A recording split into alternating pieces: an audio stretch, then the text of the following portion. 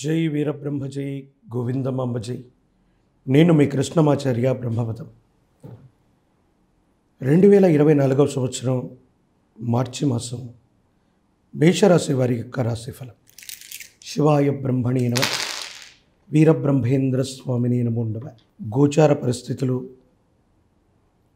ప్రాచీనమైనటువంటి సంఖ్యాశాస్త్రం మరియు గవ ప్రశ్నని సంయుక్తం చేసుకుంటే మేషరాశి వారికి మిశ్రమమైనటువంటి ఫలితాలు ఉన్నప్పటికీ కూడా అందులో ఎక్కువగానే మంచి ఫలితాలే కనపడుతూ ఉన్నాయి. దైనందిన జీవితంలో జీవిత లక్ష్యం కోసం మీరు చేసేటువంటి ప్రయత్నంలో ఎన్ని పరీక్షలు ఎదురైనా, ఎన్ని ఆటంకాలు ఎదురైనా జీవిత లక్ష్యాన్ని సాధించడానికి మీరు చేసేటువంటి ప్రయత్నాలు సఫలీకృతం అయ్యేటువంటి అవకాశం ఉంది. వ్యక్తిగతమైనటువంటి జీవితంలో ఆర్థికపరమైనటువంటి అంశాల్లో ఎప్పటి నుండో దాచుకున్నటువంటి ధనం, మీ భవిష్యత్తు అవసరాల కోసం మీరు చేసేటువంటి ప్రయత్నంలో భాగంగా ఆర్థికపరమైనటువంటి అంశాల్లో ధనం అన్యాయంగా ఖర్చు అయిపోవటం, మీరు ఊహించినటువంటి దానికంటే కూడా ఖర్చులు అధికమవటం సంఘర్షణకు కారణమైనప్పటికీ కూడా తప్పని పరిస్థితుల్లో మీ అంచనాను మించి ధనాన్ని ఖర్చు పెట్టాల్సినటువంటి అవసరం తప్పకుండా ఏర్పడుతుంది. ప్రజా సంబంధమైనటువంటి వృత్తి, ఉద్యోగం, రాజకీయపరమైనటువంటి రంగాల్లో ఉన్న వాళ్ళకి అనుకూలంగా ఉంది. మంచి పదవులు వస్తాయి. టికెట్లు ఆశించేటువంటి వారికి అనుకూలవంతంగా ఉంది. ఖచ్చితంగా ఎన్నికలు, ప్రజా సంబంధమైనటువంటి విషయాలకు సంబంధించి మీరు గనక ప్రయత్నం చేస్తే పదవీ ప్రాప్తి యోగాన్ని కలిగి ఉంటారు. దైనందిన జీవితంలో ఎంతో కాలంగా మీకు సంబంధించినటువంటి జీవిత లక్ష్యంగా మీరు అనుకుంటున్న ముఖ్యమైనటువంటి విషయంలో అనుకూలవంతమైనటువంటి ఫలితాలు అయితే తప్పకుండా వస్తాయి.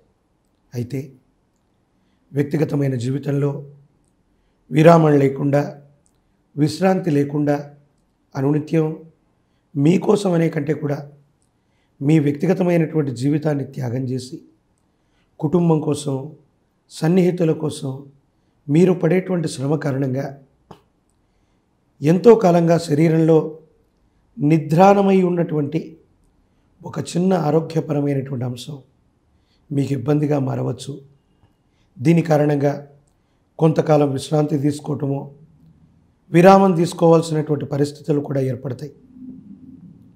దేశ కాలమాన పరిస్థితులు, వాతావరణమైనటువంటి అంశాలు, మీ శరీరంలో జరిగినటువంటి కొన్ని మార్పులు, ఆరోగ్యపరమైనటువంటి అంశాల్లో ఒక చిన్న ఇబ్బందికి కారణమై కొంతకాలం విరామం, విశ్రాంతి తీసుకోవాల్సిన పరిస్థితులు ఖచ్చితంగా ఏర్పడతాయి. భార్యాభర్తల మధ్య అనుకూలవంతమైనటువంటి, అన్యోన్యమైనటువంటి ప్రేమానుబంధాలు కొనసాగుతూ ఉంటాయి. కానీ మూడో వ్యక్తి యొక్క అతిజోక్యం వల్ల మీరు అన్యోన్యమైనటువంటి దాంపత్య జీవితంలో ఉన్నప్పటికీ మూడవ వ్యక్తి మీ ఇద్దరి యొక్క వ్యక్తిగతమైన జీవితంలో కలుగ చేసుకోవటం వల్ల ఏవైనా చిన్న చిన్న అభిప్రాయ భేదాలు, మీరు చేయనటువంటి పొరపాటుకి సంజాయిషి ఇచ్చుకోవాల్సినటువంటి పరిస్థితి, ఇవన్నీ కూడా తప్పకుండా ఏర్పడే అవకాశం ఉంది. కాబట్టి భార్యాభర్తల మధ్య అవ్వచ్చు, వ్యాపార భాగస్వాముల మధ్య అవ్వచ్చు, మూడవ వ్యక్తి వల్ల ఏదైనా సరే మీరు వినకూడని మాట విన్నా, మీ జీవిత భాగస్వామి గురించి కానీ, మీ గురించి కానీ ఎవరైనా దుష్ప్రచారం చేసినా విన్నటువంటి విషయాలన్నీ కూడా వాస్తవం అని ఎప్పుడూ కూడా మీరు నమ్మద్దు. మీరిరువురు కూడా ఒకరికొకరు అభిముఖంగా కూర్చొని ఈ విషయాల్ని చర్చించుకోవటం వల్ల ఏది వాస్తవం, ఏది అవాస్తవం, కొంతమంది వ్యక్తులు ఉద్దేశపూర్వకంగా ఎందుకు ఈ విషయాల్ని చెప్తున్నారన్న విషయం మీకు తెలిసిపోతుంది. భగవత్ సంబంధమైన అనుగ్రహం చేత జీవిత లక్ష్యం, ఆర్థికపరమైనటువంటి అంశాలు, వీటన్నిటి విషయంలో కొంచెం జాగ్రత్తలు తీసుకుంటే అనుకూలవంతమైనటువంటి పరిస్థితులే తప్పకుండా వచ్చేటువంటి అవకాశం ఉంది.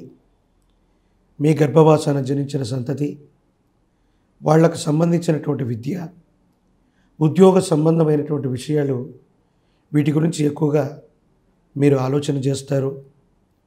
వాళ్ళకు సంబంధించిన భవిష్యత్తు ఎలా ఉండబోతుంది, ఏం చేస్తే జీవితంలో త్వరితగతిన వీరు స్థిరపడతారు, లేదా వారికి సంబంధించినటువంటి శుభకార్యం, వివాహం, జీవితానికి సంబంధించిన స్థిరత్వం, వీటన్నిటి గురించి కూడా ఎక్కువగా మీరు ఆలోచన చేసే అవకాశం ఉంటుంది. ఎంతో కాలం క్రితం కొంతమంది వ్యక్తుల దగ్గర మీరు అప్పుగా తీసుకున్నటువంటిది లేక సహాయం పొందినటువంటిది, ఈ విషయానికి సంబంధించి మీరు మరిచిపోయారనుకుంటున్న ఒక అప్పు లేదా రుణం, ఈ రుణదాతల నుండి మళ్ళీ ఒత్తిడి మొదలవుతుంది. కొన్ని సందర్భాల్లో కొంతమంది వ్యక్తులు మీరు అడగగానే సహాయం చేసి ఉంటారు. మీరనుకుంటారు వాళ్ళకి మేము ఎంతో సహాయం చేసాం, అందుకే మనం ఇబ్బందుల్లో ఉన్నప్పుడు వీళ్ళు ప్రతి సహాయం చేశారని మీరు అనుకుంటారు. కానీ కొన్ని సందర్భాల్లో ఏం జరుగుతుందంటే, వాళ్ళు సహాయం చేసినట్టుగా భావన చేయక మీకేదో అప్పు ఇచ్చామని, వారిచ్చినటువంటి అప్పుని మీరు మర్చిపోయారని, ఉన్న ఫలంగా ఆ రుణాన్ని కట్టమని మిమ్మల్ని వేధించే అవకాశం ఉంది. పాత రుణాలు తీర్చగలుగుతారు. ఆర్థిక సంస్థలు లేదా కొంతమంది వ్యక్తులు, సంస్థల ద్వారా కొత్త రుణాలను చేస్తూ జీవితంలో ఒక ముఖ్యమైనటువంటి వృత్తి, ఉద్యోగం, వ్యాపారం, జీవిత లక్ష్యం కోసం మీరు తప్పనిసరిగా రుణాన్ని చేసైనా సరే మీ జీవితాన్ని నిర్మించుకునేటువంటి ప్రయత్నాన్ని మాత్రం తప్పకుండా చేసేటువంటి పని ఉంది. సన్నిహితమైనటువంటి బంధుమిత్ర వర్గానికి సంబంధించిన వ్యక్తులు మీరు సాధిస్తున్నటువంటి ప్రగతిని చూసి వాళ్ళలో తీవ్రమైనటువంటి అసూయ, రాగద్వేషాలు పెరిగేటువంటి అవకాశం ఉంది. సన్నిహితమైనటువంటి మిత్రులు, బంధువులు అనుకున్నటువంటి వాళ్ళు కూడా సమాజంలో మీకు పెరుగుతున్న ఖ్యాతిని చూడలేక నరఘోష, నరదిష్టి, నరపీడలు అధికంగా ఉండేటువంటి అవకాశం ఉంది. కొంతమంది శత్రువులు నిఘా నేత్రంలాగా మిమ్మల్ని అనుక్షణం కూడా గుర్తిస్తూ, గమనిస్తూ, ఏవైనా పొరపాటు జరిగితే ఇబ్బంది పెడదామన్నటువంటి ఉద్దేశం చేత ప్రయత్నాన్ని కొనసాగించిన భగవంతుడి యొక్క అనుకూలత ఒకటి, మీ యొక్క మంచితనం, ఎక్కడా పొరపాటు చేయనటువంటి తత్వం కలిగినటువంటి మీరు వాళ్లకు చక్కగా బుద్ధి చెప్పగలుగుతారు. శత్రువులు ఎన్ని ప్రతిబంధకాలు, ఇబ్బందులు సృష్టించినప్పటికీ కూడా వాటన్నిటినీ ఖచ్చితంగా అధిగమింప చేసుకునేటువంటి ప్రయత్నం తప్పనిసరిగా జరిగేటువంటి అవకాశం ఉంది.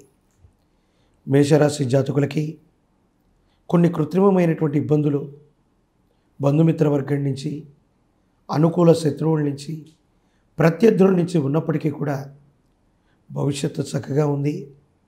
మొండితనం, పట్టుదలతో కూడిన జీవన విధానంతో మీరు అనుకున్నది మాత్రం తప్పకుండా సాధించి తీరేటువంటి అవకాశం కనపడుతున్నట్టుగా మనం భావన చేయొచ్చు. విద్యార్థులకి అనుకూలవంతమైన కాలం. పోటీ పరీక్షలో ఖచ్చితంగా వృత్తి, ఉద్యోగాన్ని సాధించగలుగుతారు. మీరు రాసే పరీక్షల్లో మంచి ఉత్తీర్ణతని మీరు పొందేటువంటి అవకాశం ఉంది. వివాహం కానటువంటి స్త్రీ పురుషులకి అనుకూలవంతమైనటువంటి కాలంగా మనం చెప్పచ్చు. యోగదాయకమైనటువంటి పరిస్థితులు ఉన్నాయి. భవిష్యత్ అంతా కూడా సానుకూలవంతమయ్యేటువంటి అవకాశం ఉంది. మేషరాశి జాతకులు ఈ మాసంలో మరిన్ని అనుకూలవంతమైనటువంటి ఫలితాలు పొందడానికను పరమ ప్రశస్తవంతమైనటువంటి శివరాత్రి పర్వదినం నాడు ఏదైనా ప్రాచీనమైనటువంటి ఆలయ ప్రాంగణానికి వెళ్ళి గోక్షీరంతో కానీ, కనీసం శుద్ధ జలం, మంచినీటితో కానీ పరమేశ్వరుని ఏకవార రుద్రాభిషేకం చేయించడం వల్ల యోగదాయకమైనటువంటి ఫలితాలు వస్తాయి. ఇబ్బందులు, సమస్యలు, ప్రతిబంధకాలు తొలగిపోయేటువంటి అవకాశం ఉంది.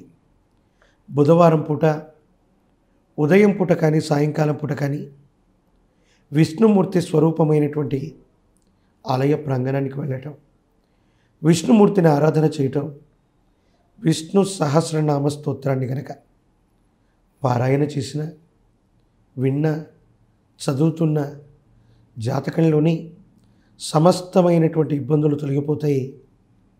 ఈ పరిహారాలు పాటించటం వల్ల మీ జీవన గమనంలో ఒక ముఖ్యమైనటువంటి లక్ష్యాన్ని ఖచ్చితంగా మీరు సాధించగలుగుతారు. అనుకూలవంతమైనటువంటి ఫలితాన్ని తప్పకుండా పొందేటువంటి అవకాశం మాత్రం మీ యొక్క వ్యక్తిగతమైనటువంటి జాతకంలో కనపడుతుంది.